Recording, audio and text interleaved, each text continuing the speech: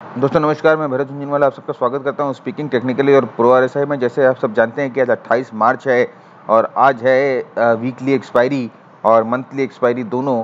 तो आज हम देखेंगे सपोर्ट और रेजिस्टेंस निफ्टी पे और देखेंगे निफ्टी का चार्ट, और हम ये देखेंगे कि एक्सपायरी निफ्टी कहाँ पर ले सकती है और क्या कर सकती है। साथ ही साथ हम देखेंगे ऑप्शन चेन, और वहाँ से भी हम सपोर्ट रेजिस्टेंस और ओपन इंटरेस्ट के जरिए पता लगाने का कोशिश करेंगे कि कहाँ पर एक्सपायरी प्रोबेबली हो सकती है और हमें क्या और कैसे ट्रेड करना चाहिए। तो दोस्तों ये मेरे सामने निफ्टी का आर्ली चार्ट है और आपने देखा होगा कि मैंने इस पर कुछ लाइंस बना रखे हैं। ये जो लाइंस है ये बेसिकली सपोर्ट और रेजिस्टेंस लाइन है जो मैंने पाइवट पॉइंट यूज़ करके डिराइव किया है। और अगर आप देखोगे तो नीचे जो सपोर्ट है वो पहला सपोर्ट जो होता है 11,370 के आसपास है और दूसरा सपोर्ट जो है 11,295 के आसपास है। दोस्तों ये आप ध्यान रखिएगा कि अगर निफ्टी नीचे करेक्ट होती है या गैप डाउन खुलती है, नीचे की तरफ खुलती है, तो हमें देखना होगा कि यहाँ पर आके इन दो लेवल्स पे आके निफ्टी कैसा बिहेव करती है।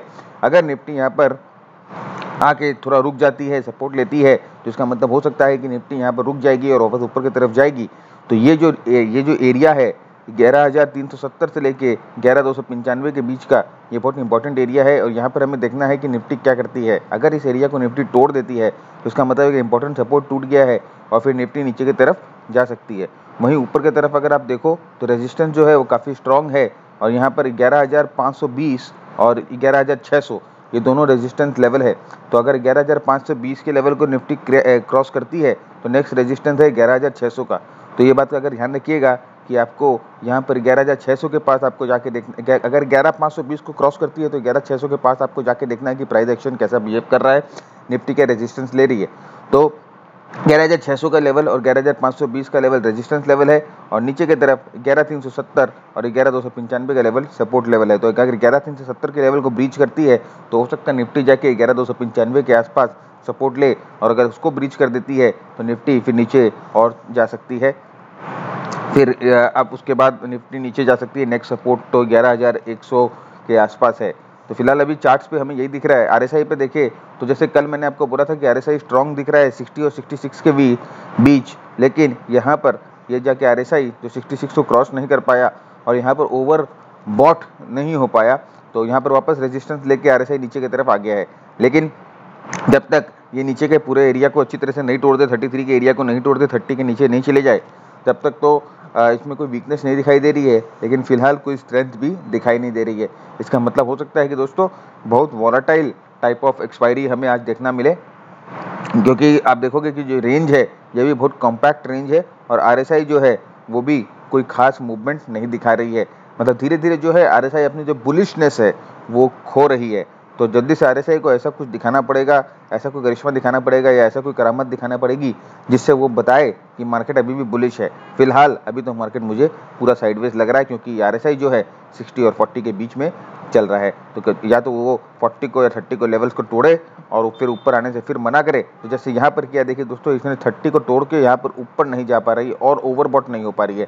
तो इसका मतलब थोड़ा सा चिंतादायक तो हो ही जाता है कि हो सकता है कि ये एक्सपायरी जो है डल हो या बहुत वोलेटाइल हो। लेकिन याद रखिएगा 11,600 की जो दीवार है बहुत स्ट्रॉन्ग दीवार है। मैंने आपसे कल भी ये बात डिस्कस की थी। मैकडी को अगर देखोगे तो मैकडी ने एक नेगेटिव क्रॉसओवर दिया है और ये मैकडी का बार जो है वो भी नेगेटिव हो गया है। तो मैकडी थोड़ा सा नेगेटिव की तरफ इशारा कर रहा है। वैसे स्टोचैस्टिक जो है 80 के ऊपर है और अभी तक पूरा क्रॉसओवर नहीं मिला है, लेकिन अभी जो मार्केट जो बाहर की मार्केट देख के मुझे लग रही है हो सकता है छोटा सा गैप डाउन में मिले और स्टोचैस्टिक नीचे आ जाए।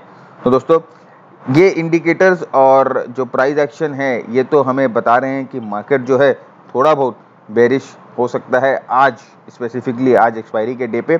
लेकिन सपोर्ट रेजिस्टेंस लेवल का ध्यान रखिएगा, यहाँ पर आके हमें देखना है और चेक करना है प्राइस एक्शन क्या करते हैं और उसके बाद ही कोई डिसीजन लेना है। तो अब ऐसा है कि जनरली एक डायरेक्शन जो हमें चार्ट्स को देख के मिल जाती है शॉर्ट टर्म के लिए, आज वो नहीं मिल पा रही है क्योंकि बहुत वॉलेटाइल टाइप ऑफ चार्ट्स है और बहुत कंफ्यूजिंग चार्ट्स है। तो जो लेवल्स मैंने आपको बोले वो लेवल्स का ध्यान रखिएगा और देखिएगा निफ्टी वहाँ पर क्या करती है। और चलते हैं ऑप्शन चेन की तरफ, और ऑप्शन चेन में भी देखते हैं कि क्या हमें कोई डेटा मिल सकता है जो हमारे एनालिसिस में काम आ सकता है। तो at the money option chain के पास हम आते हैं क्योंकि सबसे बेसी एक्शन वहीं होता है।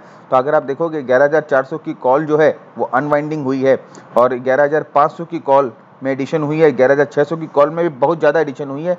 यहाँ पर 11 लाख कॉन्ट्रैक्ट की एडिशन हुई है 11,600 की कॉल पे, और जो क्यूमुलेटिव ओपन इंटरेस्ट है वो भी बड़ा है। वैसे ही 11,500 का जो लेवल है वहाँ पर भी कॉल की अनवाइंडिंग कॉल राइटिंग हुई है, और यहाँ पर आप देखोगे क्यूमुलेटिव इंटरेस्ट काफ़ी बड़ा है। तो ये दो लेवल पे कॉल की राइटिंग हुई है, 11,500 11,600 के लेवल्स पे कॉल की राइटिंग हुई है, और क्यूमुलेटिव ओपन इंटरेस्ट जो है सबसे बेसी ज़्यादा यहीं पर है। तो ये बता देता है हमें कि इस एक्सपायरी पे हो सकता है 11,500 और 11,600 का लेवल जो है वो एक दीवार की तरह खड़े रहे मार्केट के पास, और हम बायर्स को इन दोनों लेवल्स को नहीं तोड़ने दिया जा सके। तो हमने चार्ट्स पर भी देखा कि 11,600 का लेवल जो है वो स्ट्रॉन्ग रेजिस्टेंस है, और ये जो हमें ओपन इंटरेस्ट का जो चेंज का डाटा है और जो ऑप्शन क्यूमुलेटिव ओपन इंटरेस्ट है, ये हमें ये भी सेम चीज़ बता रहा है कि 11,600 का लेवल जो है वो एक बहुत स्ट्रॉन्ग लेवल है, और जब तक ये लेवल नहीं टूटेगा तो तब तक कोई तेजी की अभी तो आशा नहीं की जा सकती है। लेकिन दोस्तों ये मार्केट है, कोई भरोसा नहीं है, हो सकता है ये लेवल तुरंत टूट जाए,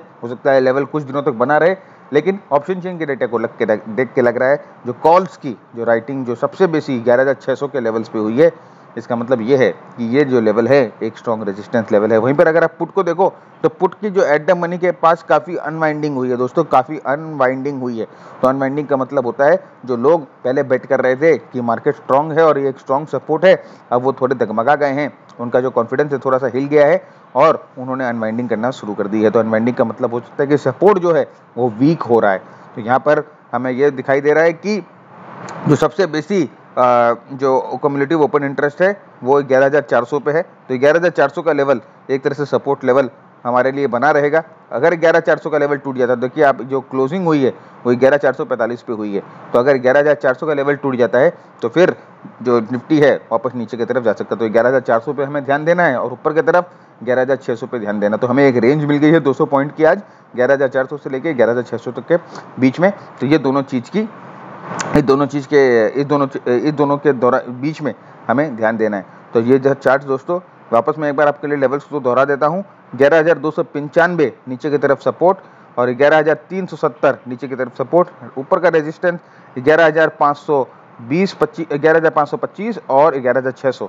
तो ये चीज़ का ध्यान रखिएगा, इन चारों रेजिस्टेंस लेवल्स, इन दोनों सपोर्ट और रेजिस्टेंस लेवल्स पे खास ध्यान रखिएगा और देखिएगा कि प्राइस एक्शन यहाँ पर आके क्या कर रहा है। दोस्तों अगर आपको ये एनालिसिस पसंद आ रही है तो लाइक बटन को हिट करना ना भूलें, अपने दोस्तों के साथ शेयर करना ना भूलें और अपने सुझाव हमें नीचे कमेंट बॉक्स में लिख के बताएं। मैं भरत झुंझुनवाला आपसे इजाज़त लेता हूँ। Keep earning, keep learning and जय हिंद।